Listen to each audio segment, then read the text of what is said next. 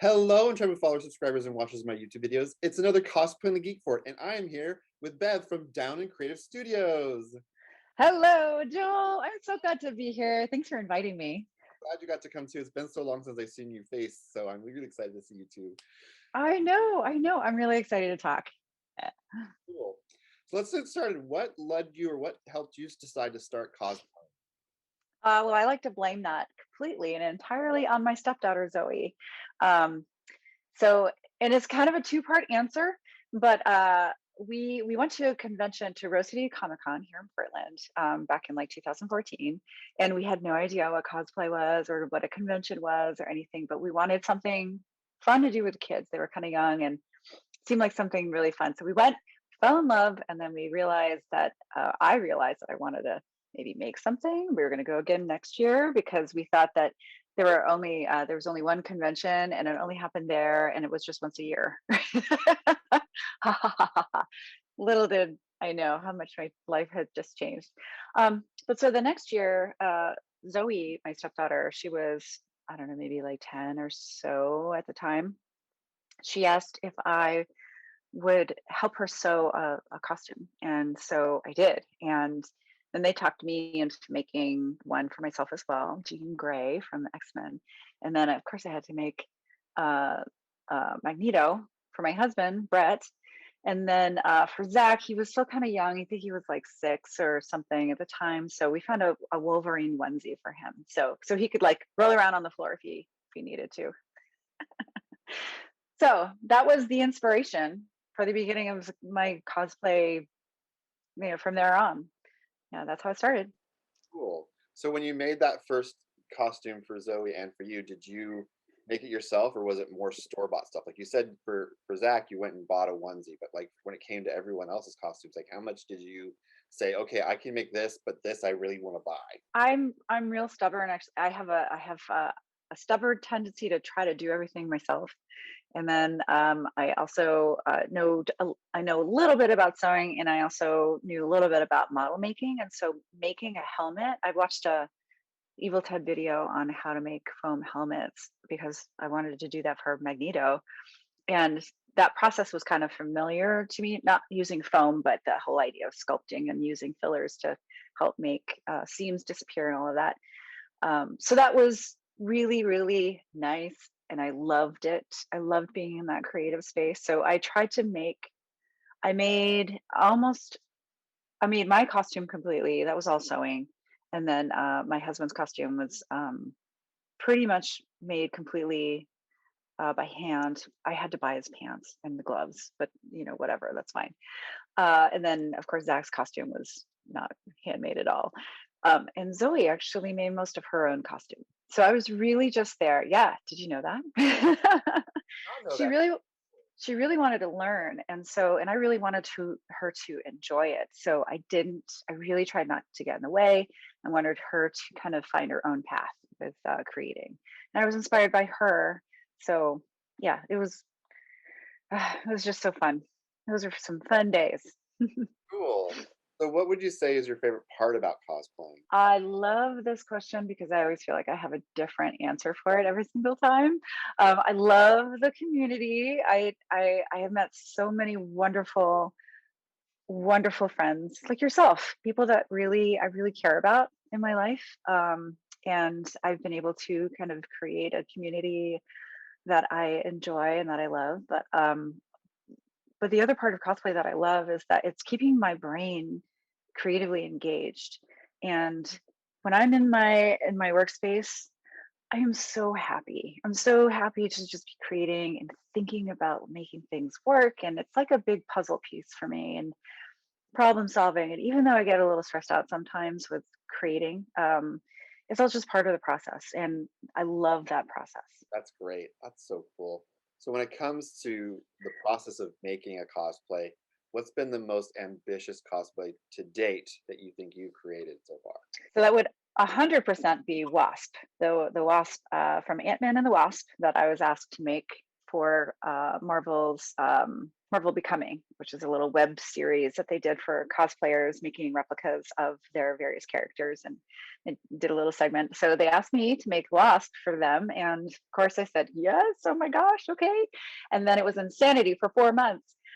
It was intense pattern making and intense sewing and intense, like, just trying to figure that thing out, because there were so many parts of that costume that um, I couldn't just go out and buy the same kind of fabric. So I had to hand punch a bunch of it, and I had to hand paint a bunch of it. And then it was just dyeing fabric, and then all of the seams and all the top stitching and everything. Like, I really tried my very best to make it as accurate as possible. Um, and I think I did okay. But man, that was pretty stressful. I did not make the helmet. The helmet was made by our friend Eric Jones from Core Geek. He did a phenomenal job on that. I actually sent him a 3D scan of my head because I had a body scan done. Eric did such a great job on that helmet. Yeah. So I didn't make that part, but I made everything else. So when it came to making that cosplay, was it the wings, or was it the, like you're talking about, the seams and the patterning and the coloring? Like what about it was like the part that like was like stumping you the most when you were first looking at creating that? The thing that I had the hardest time with was the chest part, the boobs part, because I was like, it had this hex pattern on it that looked like it was an overlay, and then it was a weird color on top of that, but it also had shape and it had structure. So I wound up making like a whole bunch of tests. I tried thermoplastics, I tried fast shape, I tried a bunch of other kinds of processes. Again, with my whole like happy space being testing things out. But I think I spent the most amount of time testing out how to make those cups, and I wound up making them with thermoplastic, and molding them off of a mannequin that I have, not this one, but it's another one off screen, um, with Zebra, because I could get it really super smooth, and I could do it pretty, like, I could make a bunch of them just in case I messed up. And then I use my Cricut machine to cut out some hex shapes out of EVA foam, and that is the top of my chest piece. So it's foam on top of thermoplastics, which isn't kind of crazy. The way that I had to, like, that whole process was just the hardest thing. That was the hardest part of that costume. Did you actually, I think there was somewhere where I saw that you actually met the woman, the actress who played Wasp, didn't you? I sure did. And the next day, or at the last day of Dragon Con, I knew she was going to be there signing autographs. So I got up in the morning, I put it on one more time, and dragged my husband down there with me to stand in line while we waited to go get a picture with her. But yeah, it was just so much fun. And there was another Wasp there. So if folks that are watching, if you've seen a video of a Wasp cosplayer, and she hits a little button on her wrist and her wings go up and they start like fluttering. That costume was made by Chris Lee. Hey, it's Chris Lee on Instagram, and his wife Leia, was wearing it, and I got to meet them too. They came in, they were in line after me, and so Evangeline Lilly got to meet two cosplayers with like insane, awesome costumes. Great costume, didn't you? I believe you actually posted something this morning of you and Hella doing some amazing work around the house. Some chores. Yeah. Yep. As you do. I'm sorry I'm not wearing it right now. It looks in your kitchen. I'm surprised you were able to like fit in the kitchen with it on. I know. I can't, like, I have to go sideways through all the doors. Like do the Zoidberg, like, walk everywhere. Yeah. But didn't you upgrade the crown recently? I think you redid it, or you upgraded some parts of it. I did actually made the whole thing over again. I made it twice. So, and the reason for that is because A, I'm crazy, and two, I B, I was talking to Smooth On, who is the company that makes all of the silicone and the resin that I was using for that project, and they wanted to do a trade so that they could have the Hella costume so that they could take it to trade shows and conventions and things like that. So I traded them for some materials, and then I made a 2.0. Yeah. Your cosplay you've done, what would you say is your favorite cosplay you have? My favorite cosplay that I have, oh my gosh, they're all my favorite, Joel. Actually, that's not true. I have some that are not my favorite, but I love wearing Ravenna. And I know she's not like a big foam costume, but I just love her. Plus I can walk around and I can sit down and I can like do high kicks in her, and it's pretty comfortable. Also I get to wear a crown and be a blonde for a little while. I mean, that's kind of fun. I really, really love wearing Hippolyta, actually. There's just something so regal about putting on that armor, and having the shield and the sword, like that sword that I made. I just love it, and I love that character so much. So it's really nice to be able to step into those shoes, literally, well, figuratively, I guess. I think the thing though that's really great about both those characters is they represent two kinds of royalty in a way, and two kinds of like feminine strength. Yeah. They're built in the way that they're, even just in general in the fictional worlds that they're in, the way they present femininity and strength that comes from being a woman, I think is just amazing. I absolutely agree with you on that. And I gravitate towards characters, whether or not they're nerdy characters. I gravitate towards female characters like that exude strength, even if they might not feel it. But yeah, I can't stay away from that. And I love the evil, strong villains, and I love my queenly queens too. So Yeah, villains and strong female characters. I think that's something a lot of cosplayers, when they're looking, especially for those that identify as female, feel like they get stuck in this, oh, I need to wear these like these crop tops and these like lots of cleavage, but there's all these characters that they can make, create on their own, or find just in general that are showing feminine strength that doesn't mean they have to show their boobs. yeah, that subject is always going to be a hot topic, because I do believe in body positivity, and if I mean, cosplay is whatever you want it to be, right? So if you'd like to wear a bikini, or like a mashup or something, then that's totally great. Whatever you feel like you want to do, whatever you want to like, whatever shoes you want to step into, or whatever original character you want to do. For me personally, I do love I love Andy Park. He's a designer that did Hela, and he does a lot of the Marvel superhero. He did Captain Marvel, he did the new Wanda, Scarlet Witch, and like countless other costumes. And I just love his style, and I love that he can make a costume that is very feminine and strong, but it doesn't rely on making things like overly like cleavage like you were saying. And that is just my personal preference. I've got lots of friends who celebrate that part of their bodies, and that's great. But it's just I like to I like to go in the other direction, but that's just me. I think it's good that you're able to focus on that and not feel like uncomfortable about not going. You have your direction that you're going with your cosplay, and you love it and you embrace it, and not let Yeah. like all these other things in the world of cosplay keep you from doing what you're wanting to do. And I think that's wonderful. Oh, totally. And I think that's like the basic foundation of cosplay, right? Like it's playing around in a costume and having fun. And if you're not having fun, if you're trying to keep up with like, or making up some idea of what it's like to, or what you should be doing to keep up with what everybody else is doing, then that's sort of the antithesis of what cosplay is all about, at least in my mind. I agree. That mentality of I have this expectation, it's all those expectations we have up here that sort of can get in the way of us like doing the things we really want to do and have fun doing it. Because yeah, it's about playing. It's about playing dress up. Yeah, I think if anything, I am pretty confident about the person that I am. And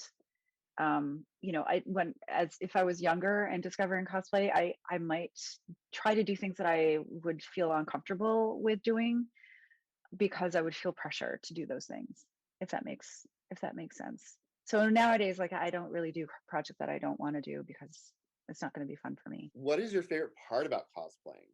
I love I love making the stuff. And I love like I love being at a convention and seeing somebody who I've been following for a while and finally seeing their beautiful, amazing work and being able to tell them how awesome it is and to look at their details and ask them how they did this and that and take pictures and just like appreciate all of the work that they did, and shower them with compliments.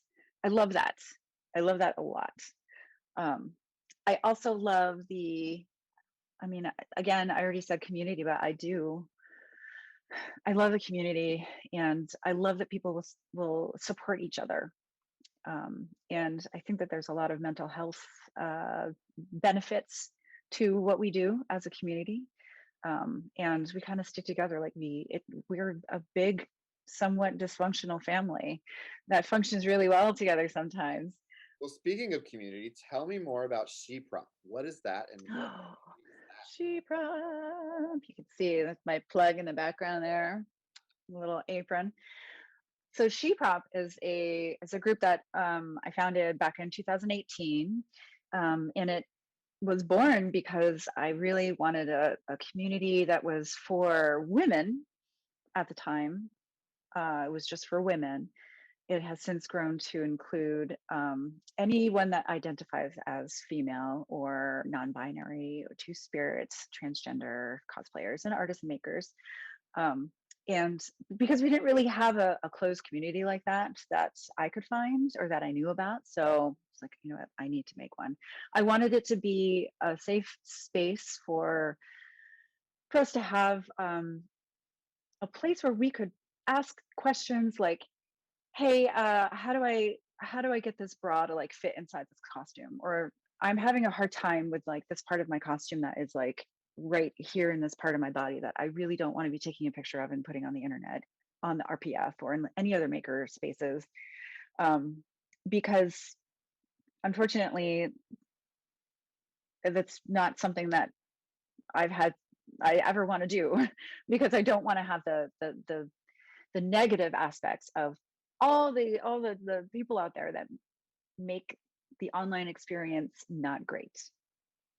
So yeah, I got frustrated at Emerald City Comic Con actually after, and it was a woman that actually asked me this, if my husband made my Hella costume, and it was like all day of people asking me if he had made my costume for me. So I was like, all right, I'm done. I gotta make my own group.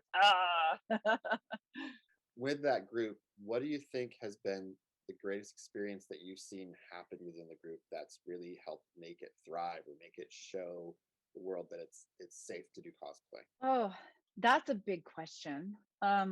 But I will say that the thing that I love that happens the most, and we haven't been able to really do this a lot because conventions have been, not happening since COVID, is that people will get together and they form friendships and they form like a supportive community around each other.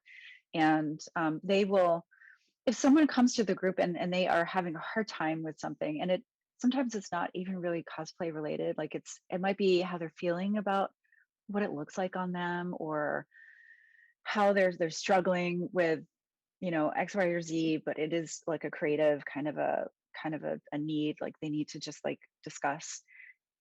The Sheepprop members are there. They're there to like embrace that person, and if it's either just listening to them talk and get it out, or provide help or assistance. I think that the community is getting really good at figuring out what that person needs, and we're there for them. The other thing is that like we are fiercely supportive of each other. It really does feel like a big family that is like a whole bunch of sisters, and I just love it. And it's become the place that I go to for help. If I have a question about something, or if I am looking for something, I will go there first. So and I think it's become that for a lot of people as well, who might not feel comfortable posting for whatever reason in other maker spaces. So we are very non-judgmental, and I also have to say that we also don't allow like man bashing in our group, because it's just not who we want to be. We want to be a supportive group, and we're not there to foster that kind of environment, if that makes sense. Yeah, I think it's good that you're creating not just a safe space, but a positive space, Yes. so that anyone who's in that space can feel safe Yep. sharing whatever experience they need, and also just to get, like you said, not it's not just supporting like, oh, I can't get this apparatus to fit in this space on my body that I don't want to share with people. It's also, oh my gosh, guys, I'm just blank about blank. I need to buy. Yep. So I think Yeah. so. Yeah. Where is that online presence? Like, where could they find Sheepprop? Is it on a specific site, or is it its own website? Like, where do you guys gather on? Well, Sheepprop is like everywhere except for TikTok. But we're on Instagram, and so most of these places are all public. You can come, even if you are not part of the group. You can still support our group by following us, by commenting, and finding our cosplayers, or the people that are in the group, and celebrating them and helping, like, by sharing them. But we're on Twitter, Instagram, Facebook, and we have a website. It's sheepprop.com. And then there's a closed community, which you can find through the Sheepprop Facebook page, and actually on Instagram as well. We have links to all of these things, but it's a Sheepprop community, and that's on Facebook, and that's the main group. We have about almost 4,500 members right now. And there's also a Sheepprop Latino America, which is a Spanish-speaking version of the group that is also on Facebook, and it's also a closed community. And the admins over there, they are doing a great job with that community. We do challenges sometimes, and we had a 30-day challenge recently, and we have been doing those in Spanish and in English, just to help out a little bit with helping more cosplayers find us. I think it's great to do, especially right now with the pandemic, to have these online places where you're also challenging each other and growing, and still like encouraging everyone to keep creating, because it's been very hard, I think, for a lot of people to find inspiration to create, which sort of goes into my next question is, what happens when you hit an obstacle when you're creating? What makes you motivated to keep wanting to go forward with your creating? Well, that's interesting you say that, because I feel like I have been kind of in a rut lately. And so what has been helping me is actually watching other people's videos, maker videos. And some of the, I mean, Adam Savage is like, I love his videos. He's just so enthusiastic about making in general. It's just hard. It's infectious. It's hard to not come away with like ideas for things, or at least a smile on your face. Bill and Brett from Punish Props, their videos are also so fun to watch, and they make it look so easy and fun. And so that's always really inspiring to watch things like that. But I've also found that if I find myself in kind of a rut, like I'll go and I'll find my friends, and I'll just go and I'll actually go find new makers that I haven't really seen before. I'll try to do like a rabbit hole search, like on Instagram. I'll find new people to follow, and I'll engage with them. Like I'll give them compliments about their work, and sending out that good energy always gives me a little bit of energy back, and that helps me a lot. So I recommend it. So now, when it comes to your creating right now, what is something you're working on right now? I'm working on this thing right now for this little event, the Ultimate Online Cosplay Championship, which is by the time this episode comes out, I think there might be like 1 or 2 days left to enter. But it is the second year of an online cosplay competition that is open to everyone internationally, worldwide. And it's going to be really fun. And I'm one of the judges this year. So this is my prize. I get to pick some worthy person is going to get this thing, whatever it becomes. I'm still working on it. It's sort of like well, this looks nice right here. I'm going to glue that right there. So this is based on my Athena costume helmet. And I kind of modified the pattern for it. And I'm kind of going nutso with the designs. So it's going to have like a plume right here, of foam, and then I'm not done with the details, and I'm not quite sure what I'm going to do with the paint job yet, but So is it's it work in progress. all foam or what's Yeah. So the this is, most of it is foam. These brighter parts, this is fibra, and I'm using silicone molds to, I've got one right here. Silicone molds to, whoop, to press the fibra in. Actually, this is a smaller version of that back piece. I've got a smaller version of this that is, but yeah, that's what I'm doing right now. That's awesome. Wow. That'll be fun to see who wins that prize. That's going to be great. What we talked a little bit about some cons earlier. What has been your favorite con you've been to? Okay, so Rose City Comic Con is my local, and it's my first love, and I will always have a very, very, very soft, warm place in my heart for that convention, because it's like a small town convention that like all of our friends go to. I just love it so much, and it's run really well. Really recommend everyone come and go to Rose City Comic Con. There's so many creative people in this town, and in Seattle, it's like, it's insane. It's really insane. I mean, is that where we met at Rose City? Oh, I'll show you where we met. Do you want to see a picture I found recently? Of course I do. See if I can share this with you. So it's Emerald City Comic Con, and I don't think we knew each other, but I took this picture. Okay, I just sent it. Come on, internet. You're gonna be so surprised.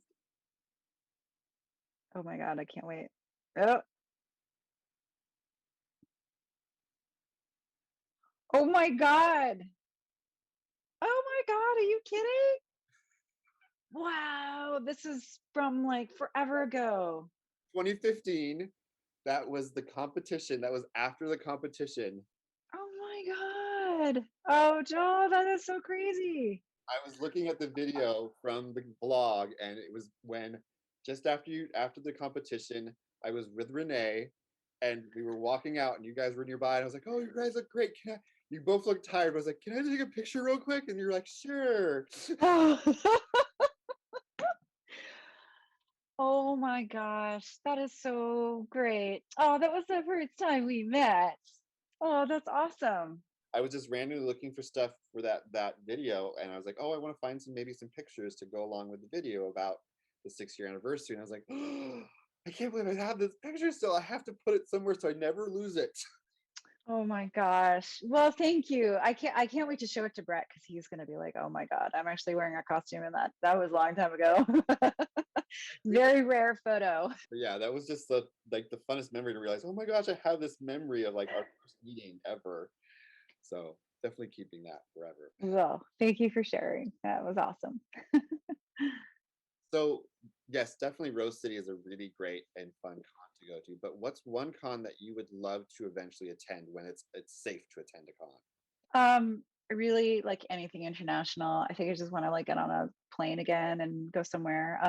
I don't care where, honestly. I just want to go somewhere. Okay, I mean, I'm not caring is actually a stretch, but I would love to go to New Zealand. I want to hang out with my friend Bennett, Spicy Tie Design, and go to like a fun convention with him, or even like a workshop with him. I would love to do something like that. So what is one piece of advice that you would want to share with someone who is either new to cosplay or is trying to figure out how to do a cosplay? What would you want them to know? I would want them to know that there's no one right way to do anything. There are a million different ways to do the same thing. Like people arrive to the same, like if you want to make a texture on your costume, there's several different ways to do that. There's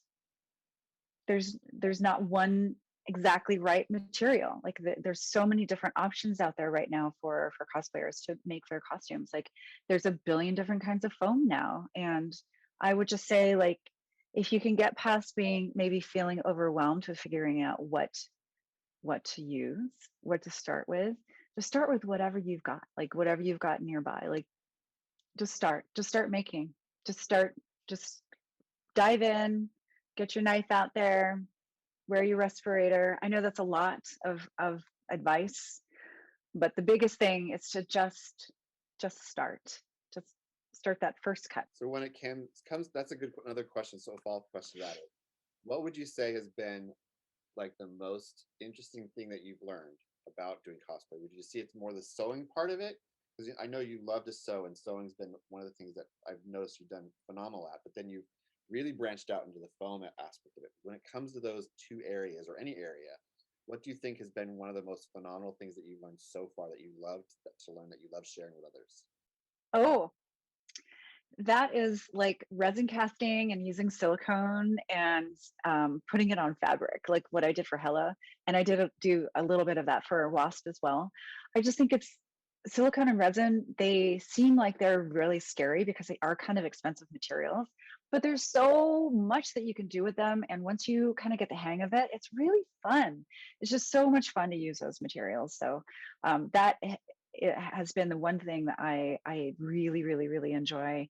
I love telling people to just go out and just try it, get like a little trial kit of something and watch a video on Smooth On's website.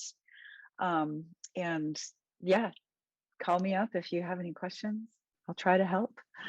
Cool. And I think Yeah. that's really great is when I've even had questions about stuff, the fact that I can message you or contact you and go, hey, I'm doing this thing. You're like, oh, this is what you need to do. Like, I love that you're able to be open and like share, like what Yes. you learn and how to help people get better at it. And I think that's really been great too. Thank you. I really try. And I think that the community as a whole has been getting really good about sharing. And it wasn't like that a few years ago, like several years ago. I mean, there was a little bit, but nowadays people are just so happy to share how they're doing things. And yeah, so anyone can reach out to me. If I don't know the answer, I will try to point you in the direction of maybe someone who does. That's great. Cool. So then, like the last final question, what is one charity or organization that is doing good in the world right now you would like to know, like people to know about? Yes. So I would say I'm a cat lady. I'm also a adopt don't shop lady. So I would say please support your local humane shelters, your local animal society, whatever you have that is in your town. Call them up, see what they need. Sometimes they'll have a website with Amazon wish lists. Fill one of those wish list items, drop off some food, anything. Consider fostering. Whatever you can do to help them out is even a little bit goes a long way. Cool. I think that's a great idea. Yeah. Awesome. If I can find a link that like was for just general like locating your local humane society, I will put a link to that in the description for people. If not, I think that's the best thing to do is just Google local humane society, and you'll probably find it at least one. At least one. Yes. Yes. There's so many out there that need help. So now we talked about Sheepprop and where to find Sheepprop. What's the best way to find you specifically on? I am Downen Creative Studios pretty much everywhere, and my last name is my cosplay name, Downen, Downen. You type that in anywhere, and you will find me. And you might also find my husband, Brett Downen of Downen Photography, and everyone needs to go follow him and give him kudos for his amazing photography. Yeah, yeah. That's a plug for my better half. I had to throw it in there. Well, thanks for coming on the show again, Bev. I'm so excited to see you again, and I can't wait to see you in person again and just give you a big hug. Yes. Oh, I can't wait for that. Yeah, thank you so much for the invite to chat on your show. I'm just honored to be here and to get to talk to you. So thank you very much. All right, well, everyone else out there, there's links in the description about all of the wonderful things we talked about today. And at the end here, you'll see the list of all the other cosplay interviews I've done. If you haven't watched those, go ahead and watch those. And leave a comment below. Let me and Bev know about something you think that's wonderful about cosplay or that you'd like to know more about. And we'll try our best to answer them. So thanks again for coming, everyone. And thanks, Bev. And everyone have a good day. Bye.